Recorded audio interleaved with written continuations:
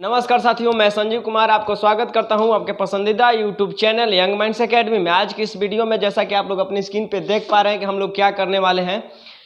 तो अगर आप पहली बार इस यूट्यूब चैनल पे आए हैं तो आपसे रिक्वेस्ट है कि पहले चैनल को सब्सक्राइब कर लीजिए और वीडियो को लास्ट तक देखिए। अगर आपको ये वीडियो अच्छा लगे तो वीडियो को लाइक करें, शेयर करें और चैनल को सब्सक्राइब करें।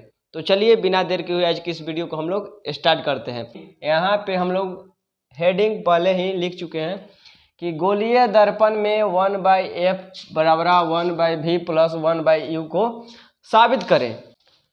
तो गोलीय दर्पण में हम लोग जानते हैं कि दो तरह का होता है, एक उत्तल और अवतल। तो आप कोई से भी दर्पण लेकर साबित कर सकते हैं, उत्तल या अवतल, आपका जो इच्छा। अगर आप चाहते हैं कि हम अवतल दर्पण से साबित करें तो अवतल दर्पण से साबित कर सकते हैं। अगर आप चाहते हैं कि उत्तल दर्पण से हम साबित करें तो उत्तल दर्पण से भी आप साबित कर सकते हैं। आपको या अपने इच्छा के अनुसार जिसमें आपको साबित करने का मन करे उसमें आप कर सकते हैं। तो बोर्ड एग्जाम में यह क्वेश्चन हमेशा पूछता है, बोर्ड का यह फेवरेट क्वेश्चन है कि आप 1/f बराबर 1/v प्लस 1/u को साबित करें, या इसे दूसरे नाम से भी पूछ सकता है कि मिरर फार्मूला अर्थात दर्पण सूत्र को आप सत्यापित करें। तो दर्पण सूत्र, इसे ही दर्पण सूत्र भी कहा जाता है। तो चलिए आज की इस वीडियो में हम लोग अवतल दर्पण में जो मिरर फार्मूला है इसे साबित करते हैं आपके सामने। तो चलिए इसके लिए सबसे पहले हम लोग यहाँ पे एक अवतल दर्पण ड्रॉ कर लेते हैं। तो जैसा कि आप लोग यहाँ पे देख पा रहे हैं कि हम लोग यहाँ पे एक अवतल दर्पण ड्रा कर लिए हैं, स्केच कर लिए हैं, पार लिए हैं। तो यहाँ पे हम लोग एक अवतल दर्पण ड्रा किए हैं। तो इसके जो अवतल दर्पण के जो मिड पॉइंट है उसे पोल बोलते हैं, आपको पहले भी कितने बार बता चुके हैं। और अगर यह कोई एक गोलीय दर्पण का पार्ट है तो इसका एक केंद्र कोई होगा, उस केंद्र को हम लोग वक्रता केंद्र बोलते हैं, जिसे सी द्वारा सूचित करते हैं। पोल और वक्रता केंद्र के बीचों बीच एक पॉइंट है जिसे हम लोग फोकस बोलते हैं। तो हम लोग यहाँ पे जो मिरर फार्मूला अर्थात दर्पण सूत्र जो सत्यापित करने जा रहे हैं, इस दर्पण के साथ हम लोग जितना सारे कारनामे करेंगे, खिलवाड़ करेंगे, मजाक करेंगे, टोटल सारी बात, जितना सारी बात हम इस अवतल दर्पण के साथ में करेंगे वह सारी बात को इधर लिखेंगे, क्योंकि हम लोग यहाँ पे सत्यापित कर रहे हैं। और सत्यापित करने के लिए इसमें हम लोग एक भी बात बिना लिखे हुए नहीं कर सकते। इसलिए इस दर्पण के साथ जितना सारी छेड़खानी हम सब करेंगे वह सारी बात को यहाँ हम लोग को लिखना पड़ेगा कि यह हम क्यों किए, कैसे किए। तो चलिए सबसे पहले मान लेते हैं कि कोई यह एक अवतल दर्पण है, तो इसका नेम क्या है। तो मान लेते हैं इसका नेम कि यह MN अवतल दर्पण है। इस अवतल दर्पण का नाम क्या है, तो मान लेते हैं कि इस अवतल दर्पण का नाम MN है, MN। और इसका एक मिड पॉइंट है जिसे हम लोग पोल बताएं, जिसे हम लोग पोल बोलते हैं, जिसे P द्वारा सूचित किए। अगर यह कोई गोलीय दर्पण का पार्ट है तो इसका केंद्र को हम लोग वक्रता केंद्र बताएं। केंद्र और पोल के बीच में एक पॉइंट है जिसे फोकस बताएं। पोल से फोकस के बीच के डिस्टेंस को हम लोग वक्रता त्रिज्या बोलते हैं, जिसे कैपिटल R द्वारा सूचित करते हैं। पोल से फोकस तक के बीच के डिस्टेंस को हम लोग फोकस दूरी बोलते हैं, जिसे स्मॉल f से सूचित करते हैं। तो चलिए इस अवतल दर्पण के सामने हम लोग एक वस्तु को यहाँ पे रखते हैं। इधर कहीं इन्फिनाइट है डिस्टेंस, तो हम लोग एक वस्तु को यहाँ पे रखें। प्रकाश की किरण निकल कर जाएगी, दर्पण से टकराएगी और दर्पण से टकरा कर फोकस से निकल जाएगी। एक और प्रकाश की किरण हम लोग, क्योंकि हम लोग जानते हैं कि प्रतिबिंब तब तक नहीं प्राप्त होगा कि जब तक कम से कम मिनिमम 2 रे एक दूसरे को कट न करें।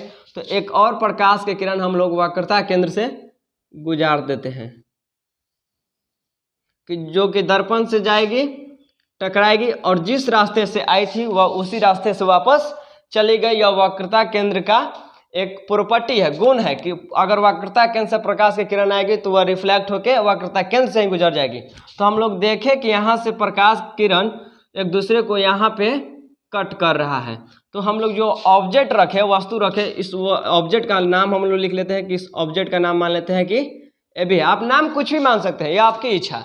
आप AB नाम मानकर CD, हम लोग यहाँ पे नाम AB मान लेते हैं कि यह जो ऑब्जेक्ट है इसका नाम AB है। यह दर्पण से टकराई, इस पॉइंट को भी आप कुछ नाम दे सकते हैं। मान लेते हैं यह पॉइंट पर जो टकराई, जिस पॉइंट का नाम N है। यहाँ पे जो वस्तु रखे उसका प्रतिबिंब हम लोग को जो प्राप्त हुआ, इस प्रतिबिंब का नाम मान लेते हैं DE है। तो चलिए, जितना सारी हम इसके साथ खिलवाड़ किए, मजाक किए, वह सारी बात को हम लोग को यहाँ लिखना पड़ेगा। तो यहाँ पे लिखते हैं कि माना कि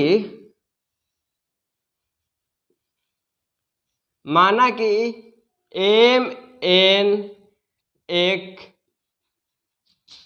अवतल दर्पण है,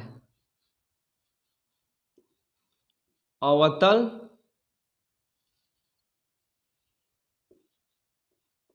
दर्पण है, जिसके प्रधान अक्ष पे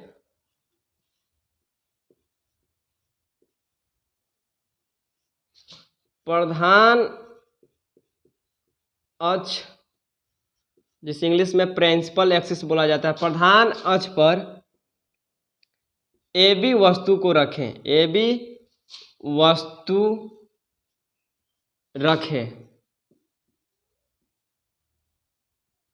जिसका प्रतिबिंब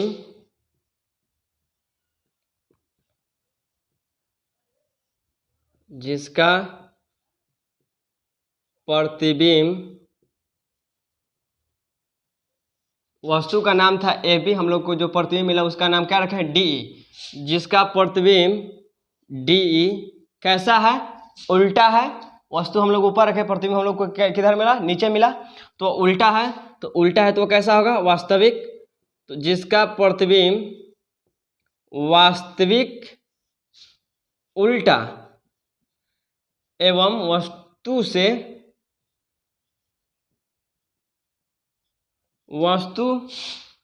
से छोटा प्राप्त होता है। तो यहाँ पे आप लोगों को त्रिभुज देख रहा होगा, त्रिभुज ABC और त्रिभुज DEC, वह दोनों समरूप है।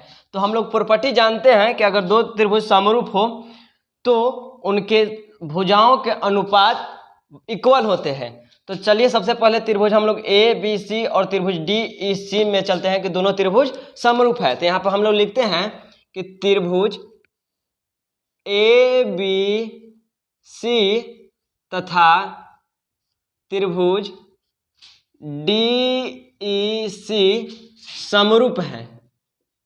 कैसा है, समरूप है। तो समरूप होते हैं तो इनके भुजाओं का अनुपात इक्वल होता है। तो इधर इस त्रिभुज का भुजा AB और इस त्रिभुज का भुजा DE, यानी AB अपॉन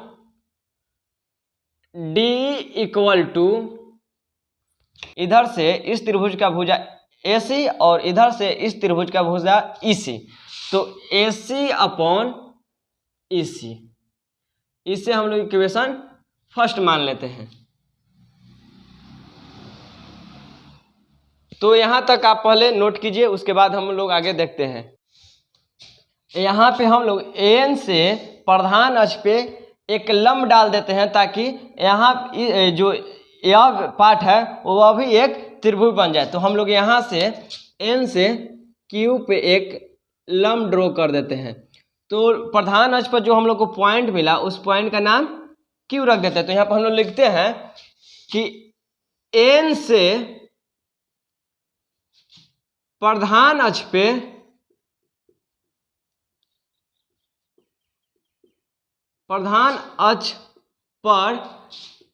NQ अभिलंब डाले, यह नॉर्मल का साइन है, अभिलंब डाले। तो अब यहाँ पर हम लोग देख पा रहे हैं कि हम लोग को त्रिभुज एक और यहाँ पे त्रिभुज मिला, और यहाँ पे एक त्रिभुज था DEF, और यहाँ पे एक और त्रिभुज जो मिला NQF।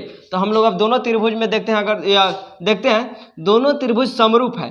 तो त्रिभुज, अगर दो त्रिभुज समरूप होता है तो उनके भुजाओं का जो अनुपात होता है वह इक्वल होता है। तो सबसे पहले त्रिभुज NQF में और त्रिभुज DEF में देखते हैं कि हम लोग को क्या मिलता है, कि त्रिभुज NQF तथा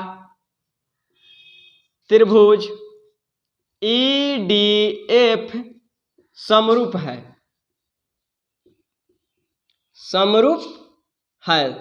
तो समरूप है तो इस त्रिभुज का, बड़ी वाली त्रिभुज का भुजा एन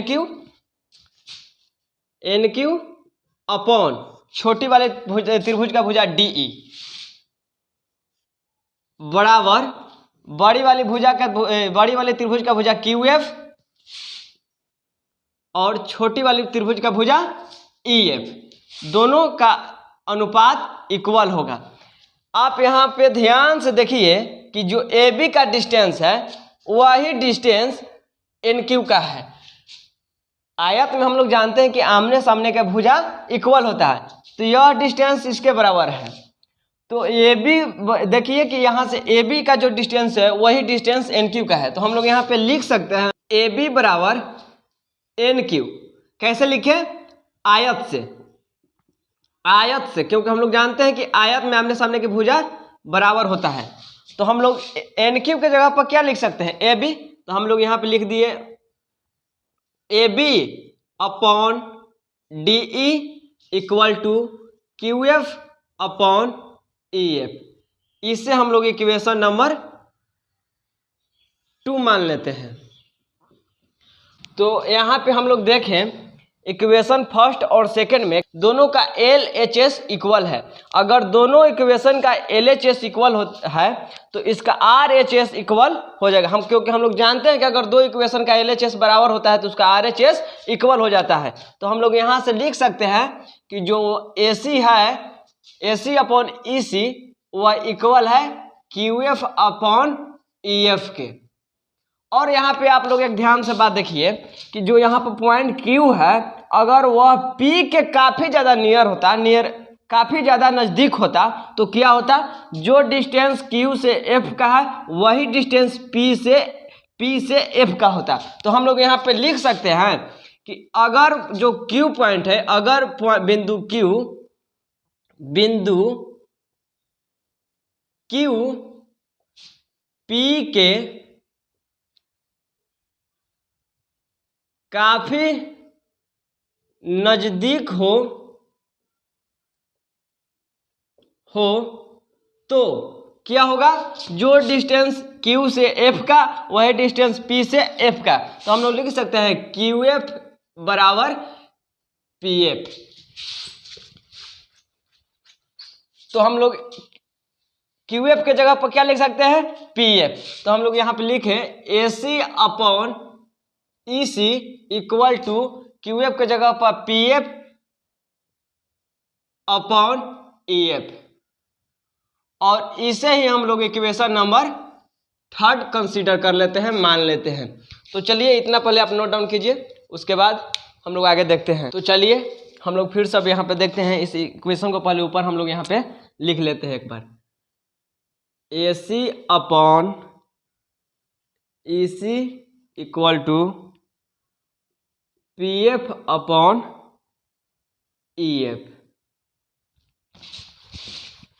यहाँ से एक और बात देखिए कि यहाँ पे वस्तु है और P से वस्तु तक के दूरी को हम लोग क्या बोलते हैं? वस्तु दूरी, जिसे हम लोग U द्वारा सूचित करते हैं। और यहाँ पे हम लोग को जो प्रतिबिंब प्राप्त हुआ, तो पोल से प्रतिबिंब तक के दूरी को हम लोग क्या बोलते हैं? प्रतिबिंब दूरी, जिसे हम लोग V द्वारा सूचित करते हैं।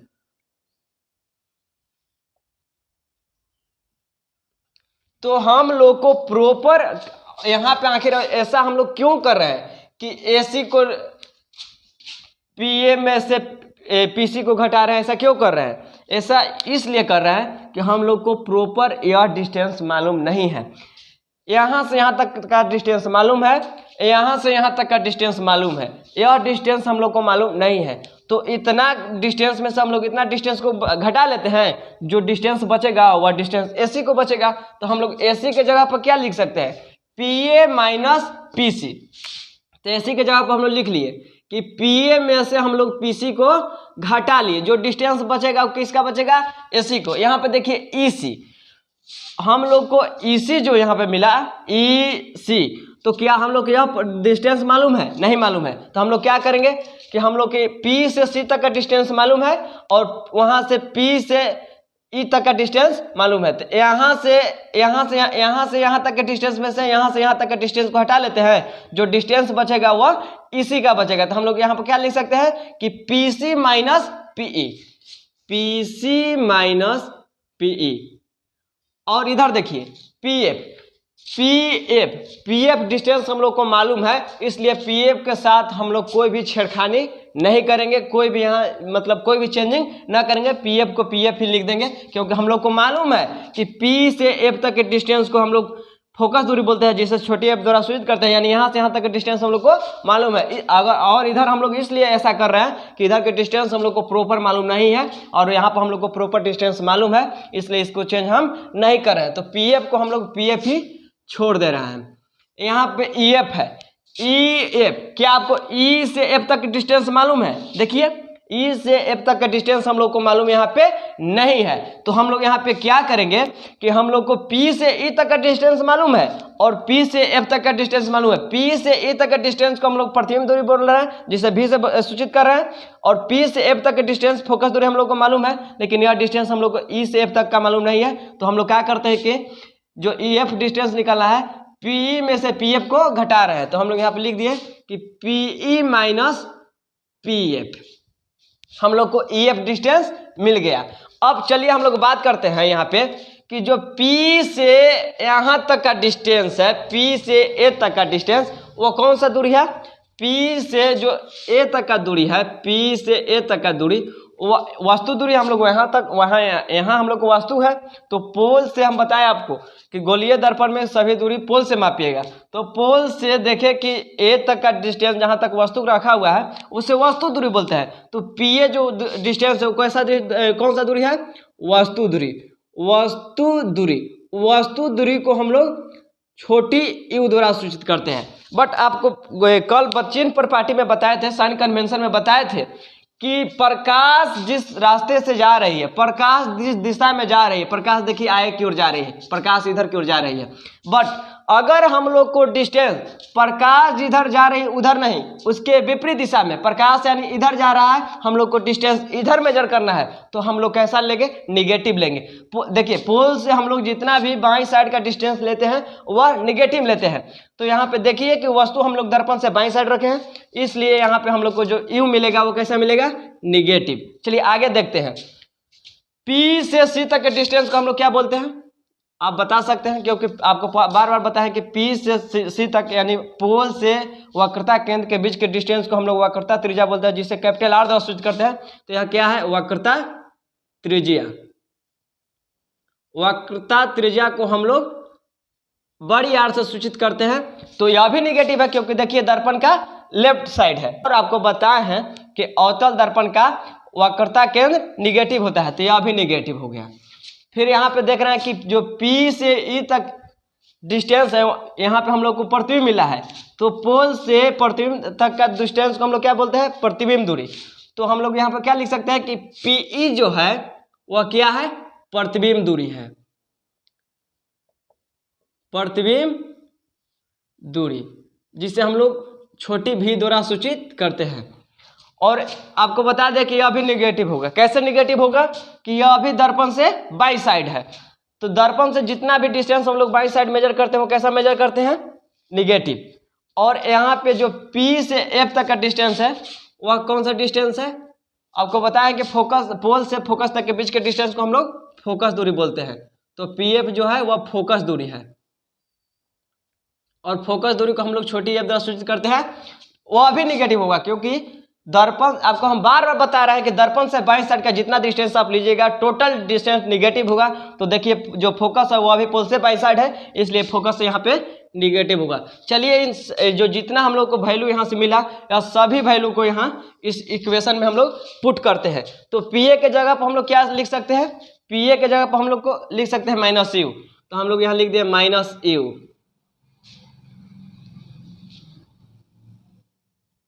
माइनस का साइन है माइनस, PC के जगह पर हम लोग क्या लिख सकते हैं? -r। तो चलिए हम लोग इसे -r को, तो चलिए इसे भी हम लोग घेर लेते हैं। एक सेपरेट कैलकुलेशन करने के लिए दोनों को हम लोग अलग अलग कर दिए।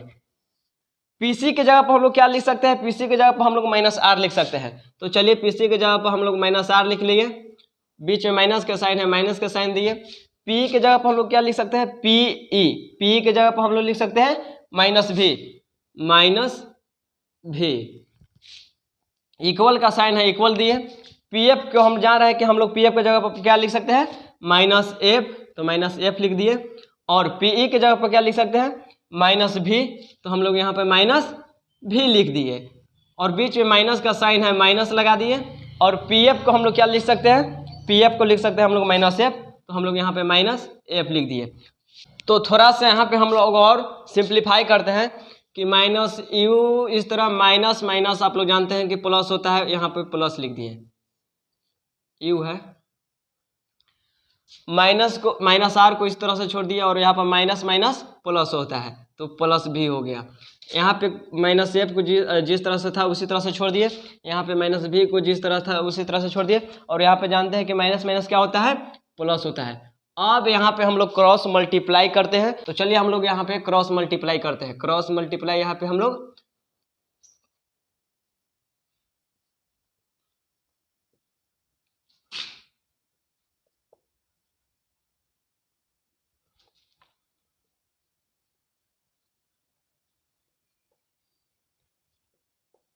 देखिए क्रॉस मल्टीप्लाई, देखिए कैसे क्रॉस मल्टीप्लाई होता है। यह जो नीचे वाला है वह ऊपर वाला का साथ, देखिए इधर वाले को जैस का तस लिख दिया और नीचे वाला था जो इधर मल्टीप्लाई में लेकर लिख दिया। और इधर से ऊपर वाला और इधर से नीचे वाला आपस में मल्टीप्लाई होगा, तो माइनस एफ को जिस तरह से था उसी तरह से छोड़ दिए और नीचे वाले को लाकर इधर हम लोग छोड़।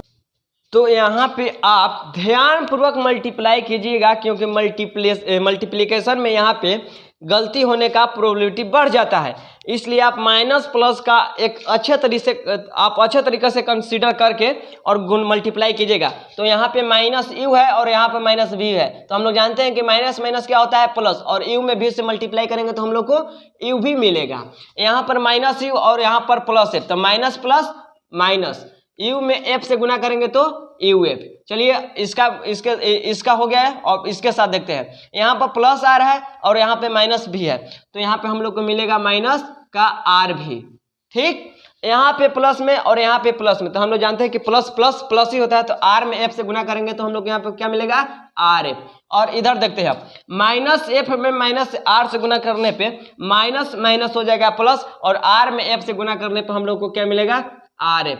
यहाँ पे माइनस एफ है और यहाँ पे प्लस का भी है, तो माइनस और प्लस हो जाएगा माइनस, एफ में भी से मल्टीप्लाई करने पर हम लोग को मिल जाएगा एफ भी। आप यहाँ पे कुछ कट रहा है तो कटा सकते हैं, यहाँ पे आर में एफ से गुना करने पर प्लस का आर एफ होगा, क्योंकि दोनों प्लस में। तो देख पा रहे हैं कि हम लोग को यहाँ से आर एफ कट जाएगा, क्योंकि इधर पॉजिटिव इधर आएगा तो निगेटिव। तो चलिए एक बार और इसे सिंप्लीफाई करके हम लोग यहाँ पे लिखते हैं कि U V minus U F minus R भी इक्वल टू माइनस एफ भी। तो इतना पहले आप नोट डाउन कीजिए। तो चलिए इसे ऊपर दोबारा हम लोग लिख लेते हैं आसानी के लिए। तो हम लोग को नीचे क्या मिला, यू भी minus U F minus R भी माइनस इक्वल आर भी इक्वल माइनस एफ भी। आपको पिछले लेक्चर में बताए थे कि R इक्वल टू क्या होता है, 2f। वक्रता त्रिज्या जो है वह फोकस दूरी की दुगुनी होती है। तो हम लोग uf को जिस तरीके से था उस तरीके से छोड़ दिए, uv को और uf को उसी तरह से छोड़ दिए। हम लोग क्या यहाँ r के जगह पर 2f लिख सकते हैं, तो हम लोग यहाँ पर लिख दिए 2f, r के जगह पर 2f लिख दिए और v equal to minus F भी। और इसे हम लोग थोड़ा सा आगे बढ़ाते हैं, तो हम लोग को यू भी माइनस यू एफ इस साइड करते हैं, और देखिए कि एफ भी यहाँ पे भी है और एफ भी यहाँ पे है, तो दोनों को एक साइड कर देते हैं। तो एफ भी, और इधर माइनस में था तो इधर आएगा तो प्लस में, 2f भी, U V minus U F equal to minus plus minus, but sign इसका क्योंकि बड़ा यह है, तो यहाँ पे हम लोग दो गो एफ भी में से एगो एफ पी को घटाएंगे तो हम लोग को एगो एफ भी बचेगा, वो भी पॉजिटिव बचेगा। क्योंकि यहाँ पे जो 2f भी है वह बड़ा है, इसलिए यहाँ पे पॉजिटिव साइन आएगा। यहाँ पे इसे हम लोग u भी f से डिवाइड लगा देते हैं, भागा लगा देते हैं। तो हम लोग यहाँ लिखते हैं कि इस इक्वेशन को दोनों साइड से, दोनों तरफ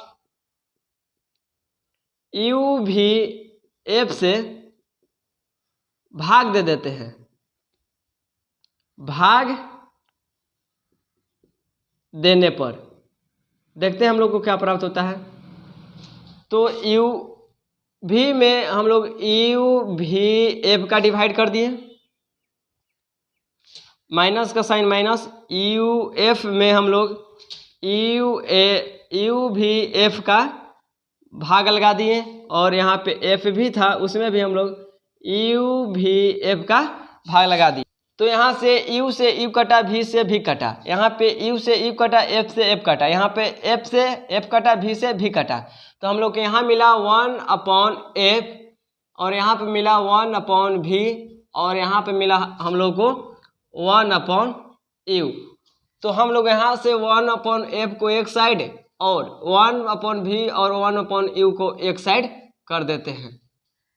हम लोग को देखिए, गौर से देखिए, हम लोग को यही बात को हम लोग को सिद्ध करना था, और इसे ही हम लोग दर्पण सूत्र, मिरर फार्मूला बोलते हैं। तो हम लोग यहाँ पे देखिए कि सिद्ध कर चुके हैं, तो हम लोग यहाँ पे लिख सकते हैं प्रूफ। दर्पण सूत्र जो कि मिरर फार्मूला था वह हम लोग यहाँ पे प्रूफ कर लिए।